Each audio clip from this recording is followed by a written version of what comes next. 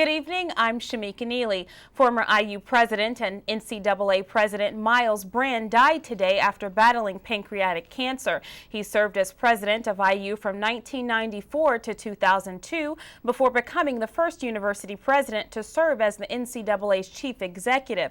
He was best known for firing basketball coach Bob Knight after announcing a zero-tolerance policy on the coach's behavior in September of 2000.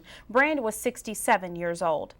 A Columbus man convicted of murder will spend 67 years in prison.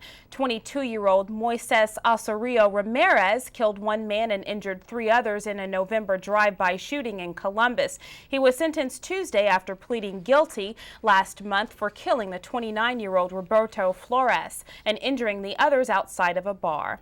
As technology continues to advance, an IU archival staff is working hard to update formats of various items from more than 5 decades ago. Archivists are working to preserve hundreds of rare discs that were found in the attic of Franklin Hall on Indiana University's campus. They were from one of the first known radio programs in the world. Laquer disc is a unique, one-of-a-kind recording. These are recordings largely of the Indiana School of the Sky from the 1940s and 1950s, which was a nationally famous radio program produced by IU, very important part of IU's history. And what we're trying to do is get these lacquers out of here. We are trying to safely move these into the vault at the Archives of Traditional Music so that we can digitize these and once again have access to this very important content.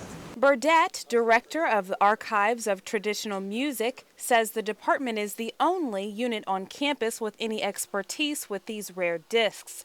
Once a grant is set in place, they will begin the digital conservation process. Well, it's very fascinating. Programs about our relationship with Japan 5 years after the end of the war, or some of them are about atomic power. We've seen titles about racial tolerance. It seems to be a really interesting part of IU's history in its efforts to outreach to the general public and to the elementary schools. Based on what we know, it was a model program for its time and very well respected.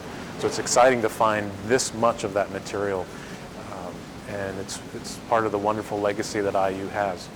Thursday, mostly sunny, highs in the upper 70s. Thursday night, clear, lows around 50. Friday, mostly sunny, highs in the upper 70s, lows in the mid 50s. For WTIU, I'm Shameka Neely.